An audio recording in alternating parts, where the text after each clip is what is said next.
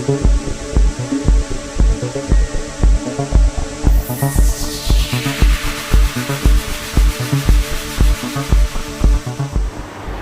สงค้าใหม่ส่งผมจนมาตอนพี่น้องเฮาคาผู้มาปั่นแหงตัววิดีโอข่าวผ่านตังส่งยูทูบเจ้าใจกูก็กูจะเจ้าขนอดเอาขาตอนดาวันมาได้ก็มาทบกันจอมข่าวในรายการ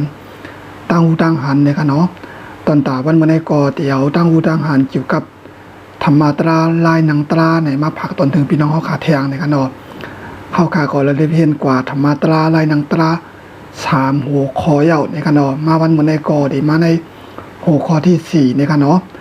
วันมื้อในแต่ก็ได้มากี่ปัญหาเพราะว่าคันหนังตราบางเบิ่งปอเฮาคังไก่เหงานอนกันเนาะเฮาก็ได้เจอเกในเฮาก็ได้มาเลยเป็นตัวลอกลายมันจอมกันค่ะโกนเฮาก็ก้องและก้อนเนี่ยมันติเหมือนกันในค่ะเนาะเพราะว่าคันหนังตราไหนกำพองก็ติเจ็บก้นขึ้นกำพองก็ติเป็นหยังก็มีในค่ะเนาะกำพองก็ตีเหงานอนในขณะกำพองก็ตีคมนิรอดกายจมเนื้อจมตัวก็ตีมีในขณะตีเป็นจังนั้นค่ะเนาะเพราะว่าเอาขามานังตราไหนเพราะว่าใจเอาขานิมมาไหนมาเมื่อวังปอเฮาขาตีใกล้เปรตในขณะกูก็ค่ะเนาะมาเปิ้นมาเฮาในขณะเพราะว่ามานังตราในตีเหงานอนในขณะวังมือปอเฮาขาตีเหงานอนในขณะลอกลายเกมันเฮาขาตีเลยมีสติในขณะเพราะว่าเขาขามีสติเสียก็กัดตัวล้มเขาล้มบอกแล้วก็กันเพราะว่าใจเขาขานิ่มมาในใกล้จางเป็นเงานอนในกันเนาะเพราะว่าเป็นเงานอนในก็เป็นอากุโสเมลนึงในกันเนาะเป็นเหมือนจะหนังว่าคองพวกไผ่ปารีห้องว่าที่หน้ามิท่าในกันเนาะเป็นใจเหมือนจะหนังว่าใจสมกุมงำล้ำนั่นขนาดเนาะใจอำจื้นจางแล้วก็เอาเป็นรับเงานอนในกันเนาะแล้วก็มันก็เต็มหูสังก็เป็นโมหะแทงนั่นขนาดเนาะก็เปิดเจอนั้นแลมันมีพรดีสั่งในกันเนาะเพราะว่าค่ะหนังตราเสียก็เงานอนในกันเนาะหนังเฮาก็ตีป้อเงื่องเวไลหนังเฮามันตีป้อมเงานอนนั่นเฮาก็ได้มีสติในกันเนาะเพราะว่าเฮาค่ะเงานอนมาในก็เฮาก็ได้เอาสติมาสติคุณหนังแล้วก็ตัวลมคลมออกในกันเนาะเพราะว่าเฮาค่ะเฮ็ดนั้นกำนึงยาวก็บ่มันหายในเฮาก็ได้มึนตาในกันเนาะเฮาก็ได้มึนตาเพราะว่ามุนตายเอากันก็ค่ะขึ้นรับขึ้นในกันเนาะเพราะว่าค่ะขึ้นรับขึ้นนี่ก็กันนั้นก็อยู่ๆมันก็ปอมาหายแทงนี่ก็เฮาก็ได้จุกในกันเนาะเฮาก็ได้ไปในกันเนาะเฮาก็ได้ลุกจุกแล้วก็ไปในกันเนาะไปกาไปขึ้นไปกาไปขึ้นในกันเนาะบ่5นาทีในกันเนาะเพราะว่าอีนั่นยาวนี่ก็กันนั้นก็ค่ะมันนั่งเฮาก็จังได๋มานั่งแทงในกันเนาะเพราะว่ามันนั่งแทงมันไปหายล่าๆนี่ก็เฮาก็ได้เอามือมาลูบหน้าลูบตาขาในกันเนาะเอามือในมาลูบหน้าลูบตาจนในกันเนาะพอใครจนในตีเดือดตีหนาวกันในมันตีชานขึ้นมาในกันเนาะพอชานขึ้นมาในก็มันตีให้ไทยเดือดแล้วกันในเจียวหลีในกันเนาะยาวก็ตาโนแล้วค่ะตีปีกว่าในกันเนาะเพราะว่าเฮ็ดจังนั้นไปปีในก็ค่ะได้สุกนาในกันเนาะเฮาก็ได้เอานำมาสุกนาในกันเนาะนำมาสุกนาเฮาก็เพราะว่า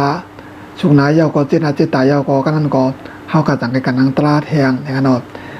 เพราะว่าเฮ็ดนั้นยาวก็ไปหายในก็ได้ต้วยแรงในกันเนาะต้วยสายเงาแรงในกันเนาะมันจะหนังว่าบ่เป็นกลางขึ้นนี่ก็เฮาก็ได้ต้วยแสงไผให้มันปอดสินปังในกันเนาะบ่เป็นกลางวันก็ได้กับต้วยที่ตั้งนอกในกันเนาะตีมันนำรับสิ่งนั้นขนาดเนาะให้ตาโนเนาะค่ะปอปีกะจึนกะในกันเนาะเพราะว่าค่ะตินังตราในเฮาค่ะดีนอนดึกในกันเนาะคนเฮากับกูก็เพราะว่านอนดึกก็มันไข้ลูกกันขนาดเนาะลูกมาก่อนจึนจางแล้วก็นั้นก็ติเป็นไข้นอนเหงานอนจากอาจจะในขนาดเนาะก็เปิดจังนั้นแล้วค่ะดีนอนดึกในกันเนาะข้าวอยู่เมืองเฮาได้ก็มือกะเข้าปางตราที่เจ้าคุสุคำเฮาค่ะมาเปิดปัน10วันกันเนาะเพราะว่า10 โมงในเฮาค่ะนอนยาวเนี่ยกันเนาะ10 โมงกลางคืนกันเนาะในเกโหคันถึง10 โมงนั่นเจว่าได้อยู่หลายกันเนาะ6 โมงถึง8 โมงในเฮาก็ได้ถอนตลาในกันเนาะยาวก็เพราะว่า8 โมงกึ่งในยาวถอนตลายาวกว่ายาวในก็ปืนเมตตายาวกว่ายาว2 เมตตายาวกว่ายาวในก็เพราะว่า8 โมงครึ่งในเฮาก็ได้นั่งตลาแทงในกันเนาะนั่งตลาแทง1 ชั่วโมงในกันเนาะเพราะนั่งตลายาวกว่ายาวใน9 โมงครึ่งในก็เฮาก็กว่าตีนอนนั่นขนาดเนาะเฮาก็